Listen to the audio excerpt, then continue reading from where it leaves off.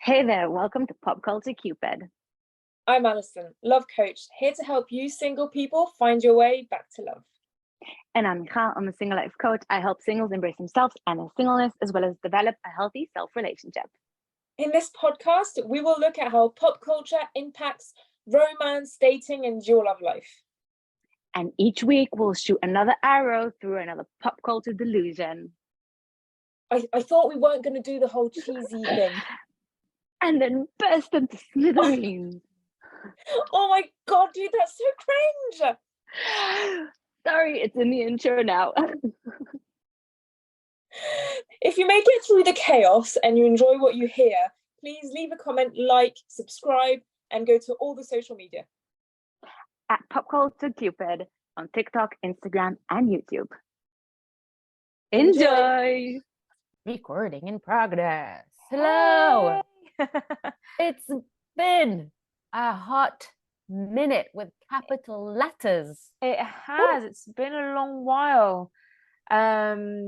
Because not for you guys, for us. Yeah, exactly. We just, because the way we do it is that we record a bunch at a time so that we can have a bit of breaks, and then a bunch of stuff has happened on both our ends that kind of we needed a bit of a break. We needed a bit of a creative break because because life happens, and things just and get ends in the way. Exactly. Yeah, it's a bunch of stuff, but I think it's all, I mean, it's good for us to just have a breather, and because there was a time where I think at the beginning we kind of didn't force ourselves, but there are a few episodes that weren't as natural as other ones, and I think those were the ones where we kind of, okay, we need to record two, and what we're going to talk about, and you just even today we're not too sure where we're going with this, but we've got a bunch of things to talk about. I mean, I mean, to our credit, we can just put on a mic and earphones and turn on the recording and just talk, and things just flow naturally between us, which is amazing. But exactly, it's an interesting format to how our friendship happened. I guess it is like relationship today, like today's types of relationships, the way they evolve, because I've been having a lot of like new people recently in sessions, and I was talking to them about so this one guy, his wife passed away a couple of years ago, and they had been together for 20 years, and she was his high school sweetheart. They'd been together forever, and he was like, I'd completely forgotten what it's like to be single. I was like, well, not only have you forgotten what it's like to be single, but also being single today is different to being single 20 years ago. And it's the same with friendships. Like, friendships just don't look the same anymore, and they don't have the same format that they used to, and it can be frustrating, but it's also kind of exciting. I mean, nothing's really the same as it used to be, like, because everything advances as the years go by, and like you have more technology, you have more social media, you have just a lot things that are changing and evolving. As us as humans, lifespan is extending, our attention span is shrinking, and all of these different things that come into play, and it's just trying to move with the times, whether it's AI or meeting people online or having everything at the palm of your hand on the phone, and it's just trying to navigate life that way. So so last weekend I was this whole week I was with my grandmother, and we were talking about how times have changed and things like that, and how JT and I, we speak to each other every day and we text, and it's instantaneous. And she was like, well, 60 years ago wasn't like that. I mean, over 60 years ago it wasn't like that. And so her and my grandfather wrote letters to each other, and he asked I know, and he asked so my great grandmother's permission to court my grandmother, and he asked for her permission for her hand in marriage, and it is just completely different, and it's not, I love it, but I'm not envious of it either. It's just a different time. But the way they dated and kind of discovered each other is so completely different to how I've come about dating and discovering other people. And I think nobody, did I just jump forward on the screen or something? Yes, you did. Yeah, you zoomed it does in, but that. That's okay. It does that sometimes. Weird. Anyway, it doesn't matter. And yeah, it's so, the times, and this is 60 years ago, so it's not that far ago. It's basically yesterday on the grand scheme of things. Yeah. Times are evolving so fast. I mean, not only do we not write letters these days, we barely even write at all. Like sometimes I find myself, and I love handwritten notes and writing myself down lists and whatever, but when I find that I have to write more than just like a simple list, my hand hurts, and like my handwriting gets all scribbly because I can't be bothered. Like, we used to write so much, and there's just one example out of many, but I wish we would write more letters. Wouldn't that be nice? Yeah. Like these days, we just try to get texts out as fast as possible. We even have voice notes, so you don't even have to type. Sometimes I find myself feeling lazy to type, or I use the voice dictations. I would like speak it, and it writes it out for me. So I guess we're more of a we're more of lazy generations where things are just more accessible, things are faster, easier. There's a bunch of shortcuts we can take, and which I think. No, I was just gonna say that I think it's even more the reason to put in an effort to not take these shortcuts when you don't necessarily have to. Yeah, I agree. I was kind of thinking about it, AI and how it's taking over and blah blah blah. But then, it's just that life is going to be different, and there are going to be different jobs, and it's just going to be a different way of functioning, because it feels like everything is made with the intention of making our lives easier. And I think the way we should look at it as a society is to how can we be even more efficient with all of these tools and go even further. But sadly, it is creating just laziness, and ways. And even for myself, like I think I messaged you about this recently, of just like I find myself just doing nothing and not having the time to do anything, because I just become like swept into swiping or watching TV shows, and you just kind of go into nothingness. And that's how anything happens, of just not doing anything and becoming lazy, where it should be an opportunity to do even more. But it's just not it's not what's happening. Yeah, and you have to like that's why I have one of the reasons why I have an issue with TikTok and all these things and trends, and I've said this before and I'll say it again, and it's just you if you don't catch the person's attention within 3 seconds or less, then they're gone, and you can't have a video more than 1 minute or 1.5 minutes, because they'll just be too long for them and they don't have patience for that. Exactly. Just everyone following freaking trends. I'm like, we like how, I mean, sure, it's nice doing these little dances or voiceovers or whatever, but at some point you're just following trends blindly without really using much of your brain, without anything personal or interesting about it. We jump on trends because we want to get likes and follows, and we can't fast.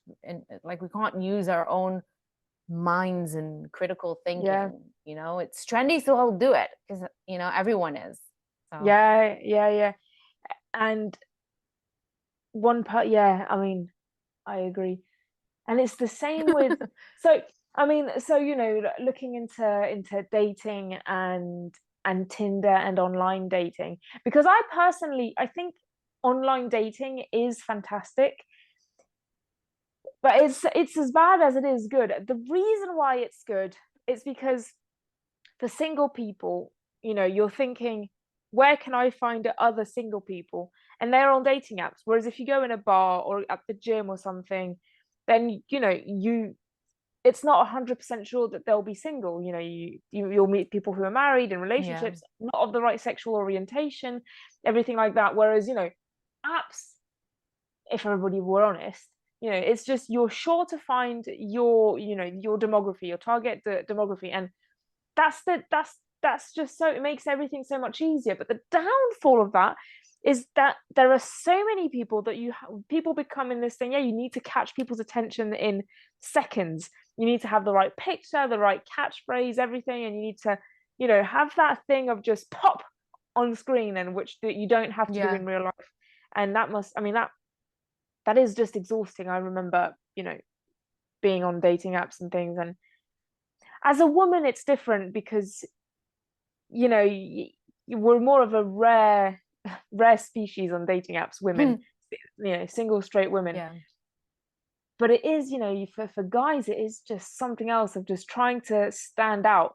And then you talk to the men and like, why are we supposed to be standing out? You know, why do we have to make the effort? It's just, well, that is just the way it is. I agree it's unfair, but sadly it's just the way it is. You know, for one woman on an app there is like 30 or 40 men. She doesn't need to provide the effort to stand out. You know, she needs to do it in other ways and things like that. But on the app it's different, and it must be exhausting. I mean, it's exhausting for anyone on these apps, and they can get chaotic and crazy. And I think it sort of gives the illusion of abundance while at the same time making us more picky. And we're like, it's very easy to just scroll away like it is on TikTok and going through. I remember I used to find it like really fun, like right before bed, I would go through like the apps and it was just like go through and whatever, just like another pastime thing that I can do.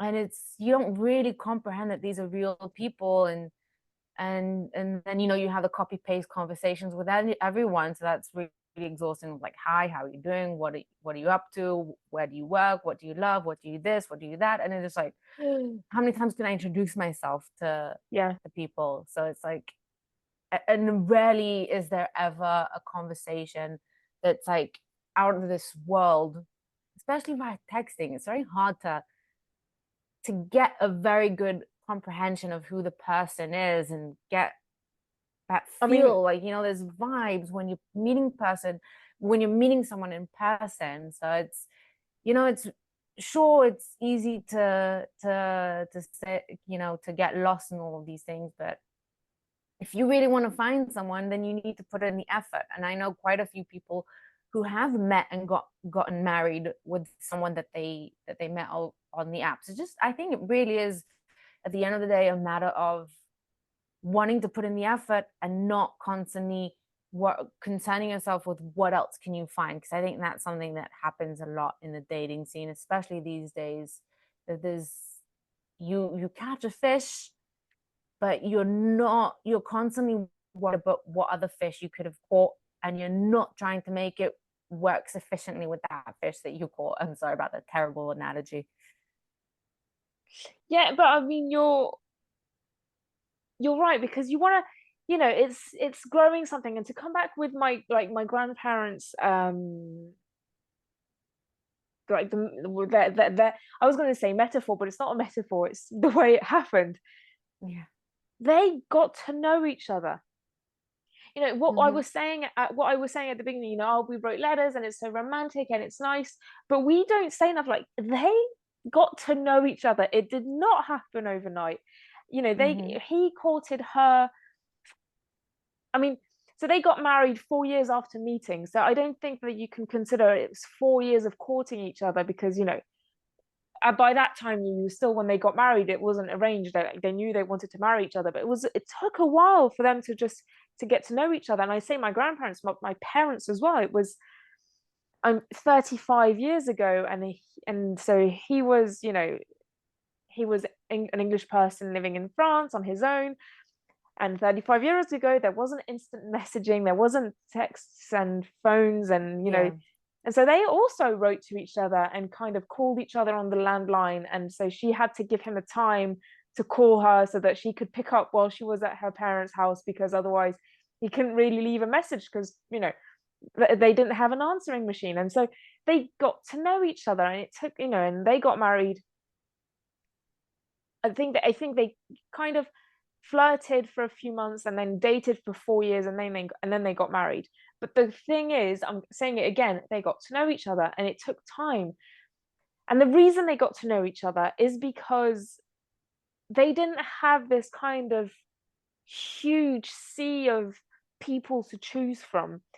I think we talked about this once, of just, you know, they talked, and then they thought, okay, there are things I like about this person, and they worked on it. And so, and 35 years later, they're married, got 3 children, and are, you know, doing very well for themselves. But there are still things that they don't like about each other, and it's just, you know, that's going to be life. You know, they just deal with it, and that's fine. Whereas today, yeah, people just get over it and think they're going to be able to find somebody really quickly, and there is no perfect match. Oh, speaking of perfect match, it's going to start again soon. Ooh, yeah. But there is no perfect match. And, you know, even myself and JT, we talk about how we feel we're each other's perfect match, but deep down we know we're not, and so we're working on it. And so just this morning we had not a tough conversation, but we, you know, our opinions on something kind of diverged, and so we just had a bit of a tough talk about it. And so, you know, how are we going to deal with it in our relationship? And that's that. Yeah. Instead you'd be hard of just pressed. going, Instead of just saying, okay, well, I'm going to find somebody else. Because so basically the conversation was, you know, taking care of your physical, like your body and things like that, so that it impacts your mental health, and like the virtuous cycle and things like that. And the way to go by it, we disagree on. I could very easily find somebody else who agrees with me, but then that person probably doesn't want kids, or probably wants to live somewhere else, or doesn't enjoy spending time with my family, or things like that. You know, it's just the perfect 100% match just doesn't exist. No, you'd be hard pressed to find someone that you can agree with 100% of the time on 100% of the things. And there's always going to be something. We have spoken about this, and it's so crucial. And I hate the conversation about why someone's still single, but at the end of the day, I believe that one of the biggest reasons why people stay single for so long is, and goes for me, is because I was just being very picky, and I was constantly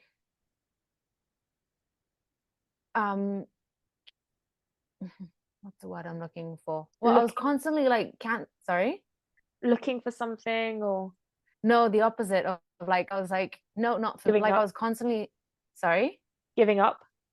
Yeah, I was like giving up on people very easily. I was like, no, pass isn't for me. And I was like, you know, I just like stupid things sometimes like, you know, it just, whew, wow, this is getting very hard right now to get this out of my brain. But you were looking for reasons to just not continue with these people. And yeah, exactly. And I don't know if I was looking for reasons not to. It's just like I always found the reasons not to. I wasn't actually looking for it because I really wanted to find someone, but I was like constantly on the lookout. Okay, what don't I like about this person?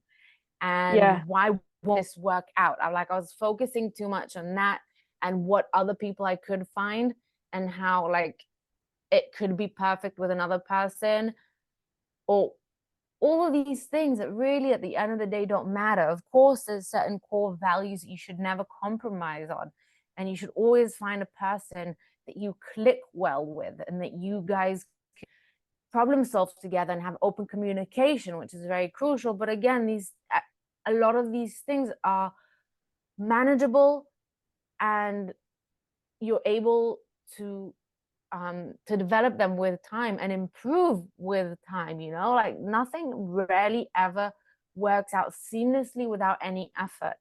And I've said this before, and I'll say this again, is that my first date with my boyfriend, it was great. It was fun. We spoke for hours, but I didn't feel the sparks flying and fireworks and butterflies like I did on other dates with other people, who turned out to be wrong for me. And we constantly look for that feeling of, you know, someone who's going to blow us away, who's going to cause us to feel these tingling feelings that at the end of the day, all it does is make us lose touch of ourselves. Like, you know, I've had dates where I was so enamored by the person that I was acting like a silly, stupid nincompoop. And I was like losing sight of myself. And I was just, I don't know. I just, you know, those moments where afterwards you're like, wait, what just happened? And you're like, the whole hour or two completely erases from your mind because you're too caught up in them and you're too infatuated. And it's, I feel like that's just so unhealthy. And the right person should cause you to feel calm and relaxed, and like you could just be yourself, you know, and just have a conversation without all the noise. And we tend to overcomplicate things as humans, and we tend to just like blow things out of proportion, and we tend to seek the rushes and the stimulations and the peaks and the highs. And it's just, at the end of the day, it really is the small, simple things in life that bring us the biggest joy and happiness. And I think that's why a lot of people struggle to find their happiness, because they're looking for it in all the wrong places, with all the wrong people, they just think that they need to find the next big thing that will excite them, when in fact the real amazing things are right under your nose, and they're usually just like the small, simple things in life where you're just enjoying a moment with your boyfriend on your balcony with a glass of wine. Just, that's it. That's all you need. You don't need to go out every night and party. You don't need to go to all the fancy restaurants. You don't need to go on these thrilling adventures. I mean, sometimes, yes, every so often. We don't need to do it all the time, constantly. Nice. Sorry, I went into a spiel there. No, you're right. And I was, you know, reflecting on some of my first dates where, I mean, basically they fall into two categories apart from one exception. And the one category is when I got completely swept up in it, and where I didn't even stop to think if it was actually me being swept up, or if it was just some weird sensation of not wanting to be alone, or me not giving a chance at all on the other guy. And the exception is then, well, JT, where we had an amazing first date and it just went into something else that we've already spoken about, each of our first dates with JT and Zev. And yeah, you know, it's, and you want to find the happy middle, because like the ones where I got swept away, you know, I'm just thinking about them of, you know, one of them was, he was saying all of the right things and we were having drinks, and this was during COVID time, so just after a lockdown. So basically the restaurants were closed, so we had dinner at his place, which was stupid but beyond comprehension, but you know, whatever. And you get swept up, but then, you know, at that time I'd been so alone for a long time because of lockdown, you know, just craving human connection. And so anything kind of just passed for a great date. And then there was another great date where the guy just seemed so well traveled and worldly and everything, and I didn't even like him. Like, if I talk about him, he's such an asshole. Like, he is really just a douchebag. But the way he carried himself and talked about everything, like it did something to my mind where I just lost it. And these things where I was, you know, looking back on them, was like, I didn't even like these guys. Why did I get all swept up?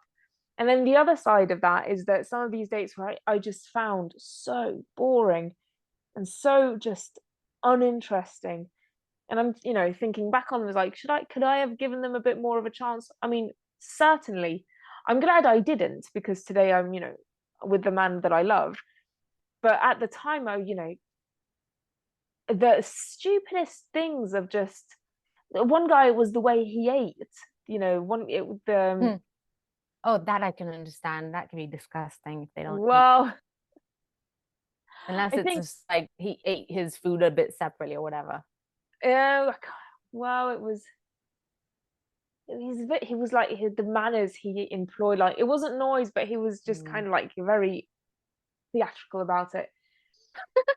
But so what I tell people, and this was a long time ago, but what I tell people is, you want to give, the first date is not the best first impression. Like, you want to put your best foot forward, but it's a stressful time. It's a weird thing. Most people these days, the first date comes from either an app or somebody setting you up.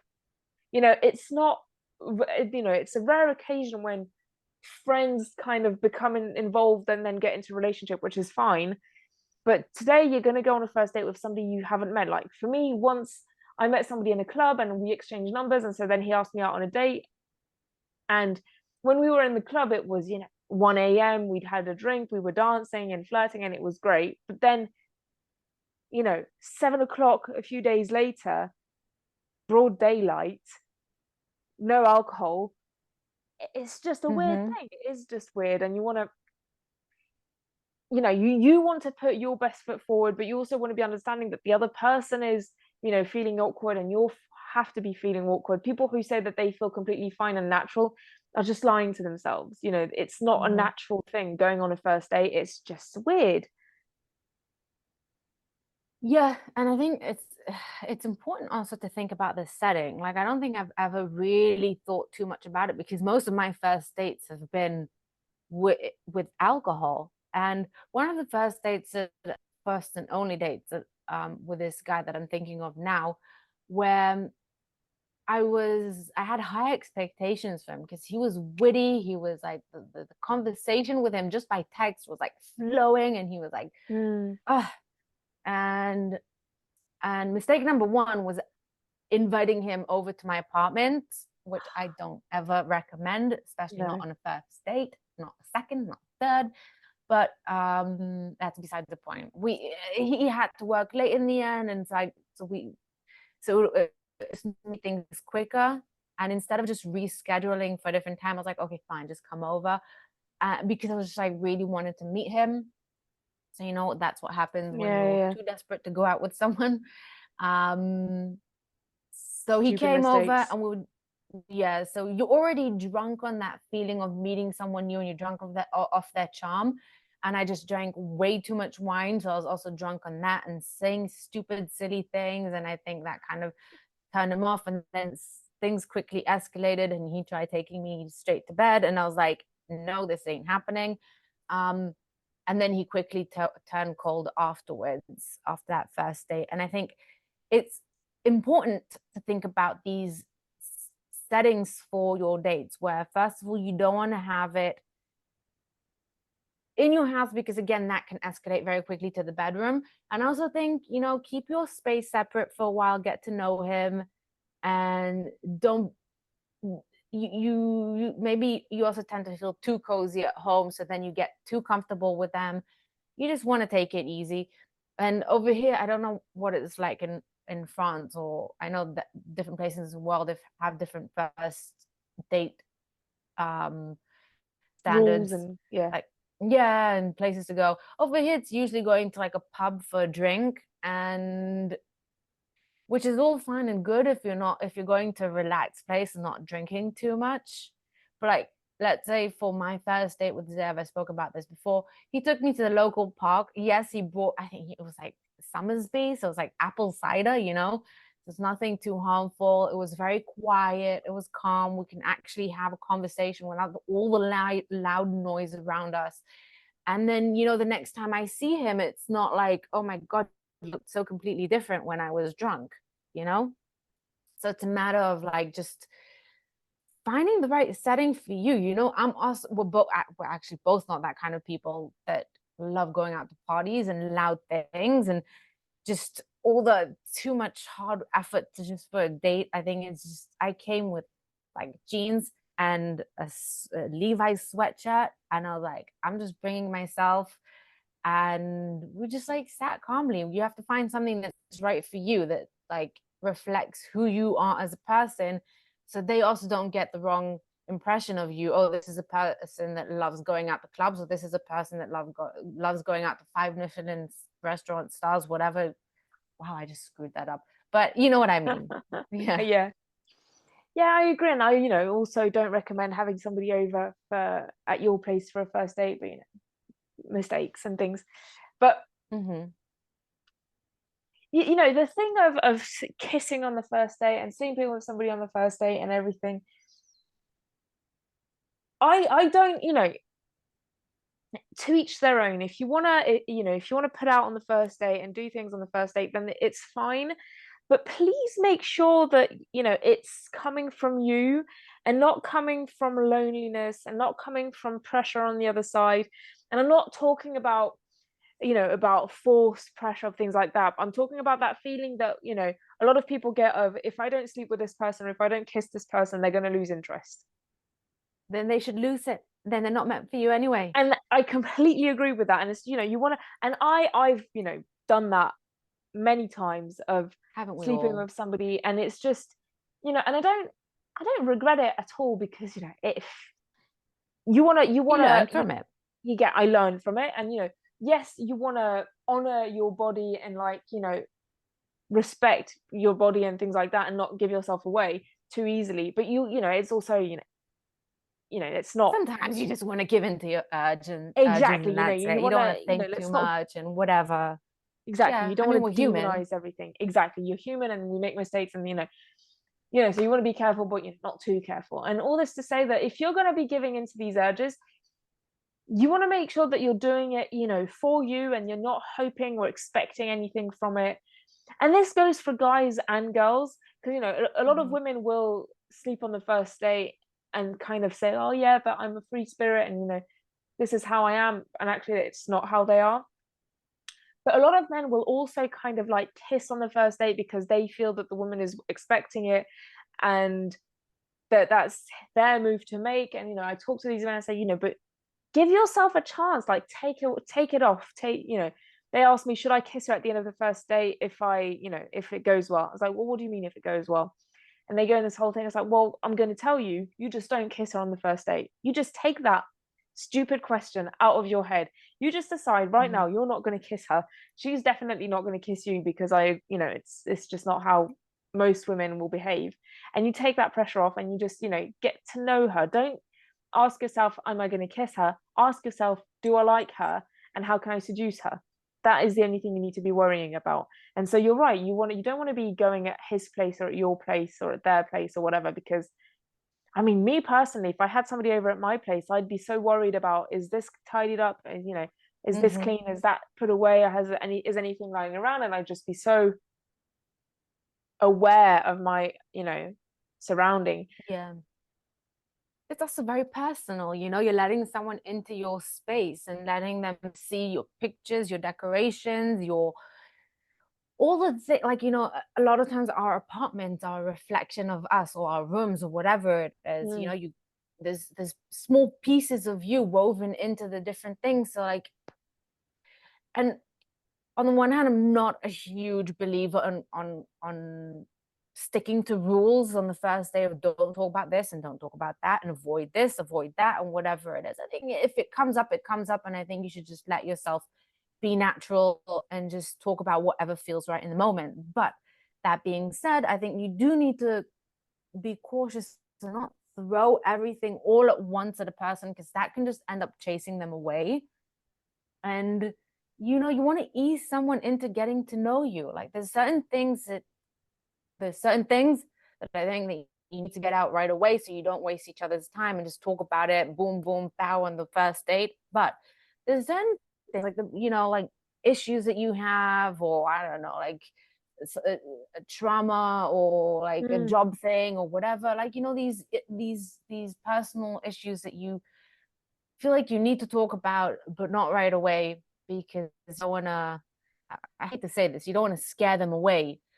And when you just meet someone, it's way too much, way too soon, and they can't handle it. Whereas if you give them time to get to know you better and to understand for themselves who you are, when you do open up about these certain things, then they know you better, and they know how to receive the information, they know how to respond better, and they're less worried about it because they know you already and they know all the good things about you. And there's just, it works out better that way.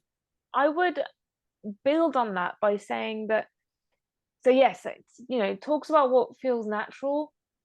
Things like I'm divorced with 3 kids need to come up in the conversation fairly quickly. But what I would just or add I don't want kids. Or I don't want kids, exactly, that I'm sure that I don't want kids needs to come up very, very quickly. But things about, work and personal things, I think are okay to talk about, might even be good to talk about. It's just the delivery that needs to be, you need to be careful about the delivery, because there's a difference between, oh yeah, it was a tough week at work this week, and I won't go into too much detail, but basically this is going on, and it's just, it's frustrating and it's on my mind, but I'm here with you and I want to have a good time tonight, and we can talk about work stuff another time. And you want to let the person see that you're a real person and you've got flaws and weaknesses. That's a different delivery to, oh my god, this happened and this happened and this is going on and this is going on and blah blah blah and this and that, this and that and this and that. Saying that if you've got somebody who's ill or recently deceased in your family and it's still on your mind, a way that you want to deliver that is, well, it's a tough week at home these days, but I'm happy to be here, but it's just, there's stuff going on at home, and this is going on, but I just want to have a good time with you and think about something else. That is different to, oh my god, my grandfather's ill and this is happening and blah blah blah, I'm so worried about him, and start crying and things like that. You just want to let the person in, but there are so many other nice things to talk about. Another example is, I had a client who was 28 and had never been in a relationship, and he was like, what do I say if they ask me, and how should I bring it up, and what? It's like, you don't need to talk about it. Like, if they ask you about your emotional history, you can say, there's so much more interesting things to talk about than my emotional history. We'll get there, but please, let's talk about this and this and this. And you want to, if you basically, he wasn't comfortable talking about it, so just don't talk about it. Think of something else. And if they can't accept that, then that's their problem. And it's sort of, you shouldn't be with someone who can't accept the fact that you're not ready to talk about a specific issue or something. Yeah, exactly. That one guy once texted me and said, what do I do? She didn't want to talk to me because she found out I was, Capricorn and she was Libra, and like we don't match. And like, what do I say in these situations? And I was like, well, what do you mean, what do you say? And he was like, well, how can I avoid this type of thing? I was like, do you think about this? Do you want to be with somebody who gives a lot of importance to this type of thing? No judgment, to each their own, but is that something you're interested in? And he's like, well, no. It's like, well, then there you good have riddance, good riddance. And but I appreciate that it's so hard to have this type of thought process.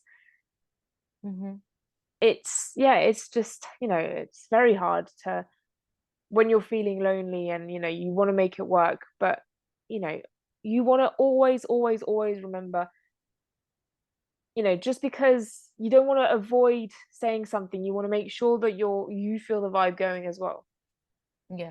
And also what you just said triggered another thought in me, where you want to, because we're talking a lot about, you have to make compromises in every relationship that you have, and there's no such thing as a perfect relationship. But on the other hand, you also don't want to over compromise just so you're in a relationship. And because again, what you said is like, loneliness does make us do silly things and makes us just jump into all of the wrong relationships just for the sake of not being alone. And it's like, so he pees on the toilet seat, that's fine, I can clean it up afterwards. Or he leaves dishes in the sink, that's fine, I can wash it up at the end of the day. Or he stays out way too late without letting me know when he's going to come back, whatever, I can deal with that. You know, you're making excuses for their behavior, and you're putting up with things that are just don't sit well with you or go against the type of lifestyle that you want to live or your core values, and you two just don't align, and there's too much clashes, friction, clashing, whatever you want to call it, then it's also important to say, I know you don't want to be on your own. I know it's very hard to find people these days, but it's not going to do you any good to be with this kind of person, with the wrong person, when you have to make too many compromises, especially if they're not making any at all, you know? So I think it's important to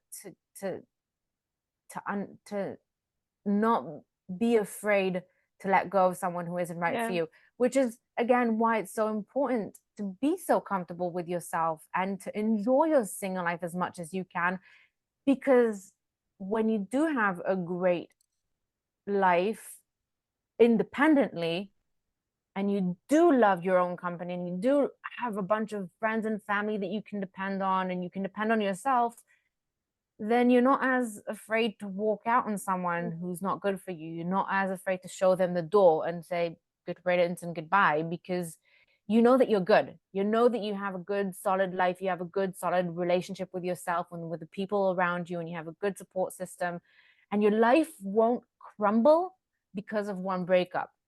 Your life is solid enough and you are strong enough that one person walking out of your life, no matter who it is, won't cause your whole world to spin off its arches and go all haywire, whatever it is. So I think what you said of like, don't be afraid to let go of somebody who's not right for you, I think that's a good indicator. Like, you know, you don't want to give up too easily, but I think if you're feeling some sort of way about it, if there's some slight discomfort, but you should push yourself, well, not push yourself, but if there is some slight discomfort, still don't be afraid. And I think that's kind of the happy middle. Like, if you're feeling terrified about it, then you want to reassess. Like today, I you know, I'm nowhere near thinking about leaving JT, but like I'm terrified of the thought. Like, we talked about it. So this week was a rough week, and I was like, the only thing that could have been worse if JT left or something, and it was, and it's a terrifying feeling. It's like, you know, then you want to address that. But if it's, you know, if it's just, you know, I'm afraid of it and I don't want to be alone, then, you know, you want to maybe kind of tip it over and see if you can find somebody who suits you best without I think without, you know, being too picky. It's so, you know, complicated. It's finding the right balance for you. And again, I'm going to go back to this, is that when you know yourself really well, then you know better what you want, you know better what you're looking for. You waste your time less because you can recognize much quicker what you're willing to compromise on and what you're not. And you also trust yourself more. So for me, with Zev, yes, the first couple of dates, I was like, and even more than that, it took me a while to figure out what I wanted and what I was feeling. But I trusted myself so much and my instincts that I just couldn't ignore that a part of me just wanted to be around him. My body, my being just trusted him instinctively. And I think that can only happen, A, with the right person, but B, also when you're very in tune with yourself and that you trust yourself to make the right decisions, and when you don't have any of those toxic habits of just going for people who are wrong for you, and that you're at the place where you are comfortable enough with yourself and your life that you don't need to settle, and you found that right balance between being picky and being cautious with the person that you're going to give your time and attention to, and also not settling for just anyone who comes into your life just for the sake of it. You know, certain things that you can live with, there's certain things that you can't, and you just want to get to know the person and give yourself time to understand who this is. And it really is impossible to know someone on a first date, and sometimes people are nervous, there's lots of different circumstances, you never know. And when you know yourself, you know what you want, then you get the sense of this person, they have not made a good first impression on the first day, but there's something in me that wants to get to know him again, you know, to meet him again.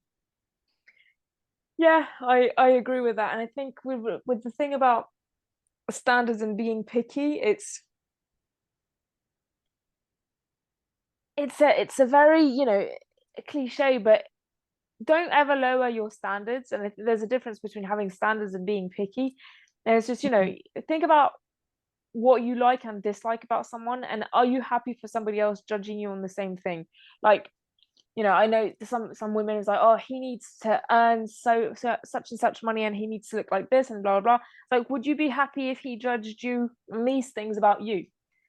So what do you mean? I was like, well, I mean, you know, you want him to earn six figures and do this. Are you happy for him to judge you on what you're doing and how you're working and things? And she's like, well, no. And it's like, well, I mean, what makes it okay for you to judge him on that basis? And well, I'm good looking. I was like, well, I mean, you know, high achieving men, yeah, exactly. I mean, some high achieving men just want a bimbo, but a lot of high achieving men want women that they can, like these days people want someone on their level, if not to more, talk with. Yeah, you have to have more substance over there, and it's very hard to create something with someone who's dependent on only on one dimension of themselves. And there's so much more to relationship than just that. And you cannot demand something from someone else if you're not willing to give from yourself as well. Yeah. And a relationship is a give and take.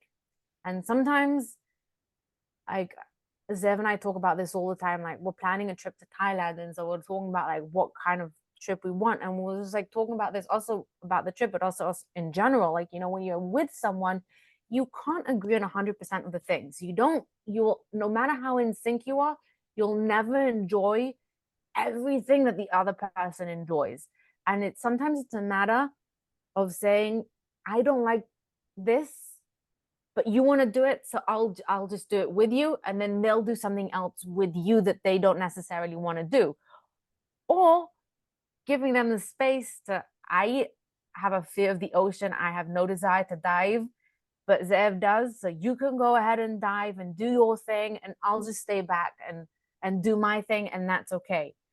It's just a matter of giving each other space. And I'm not sure exactly how I got here, what my point was, but I think it's just again a matter of giving from yourself to another person, and doing things with another person that you don't necessarily want, as long as you're not lowering your standards and not giving up your core values, and expecting, and then it's okay to expect that in return from them. Yep. So what do you guys think about standards and give and take, and, you know, some we did do's and don'ts on first dates? Like, what rules do you impose on yourself on a first date, and what do you expect of somebody else, and what do you find ridiculous?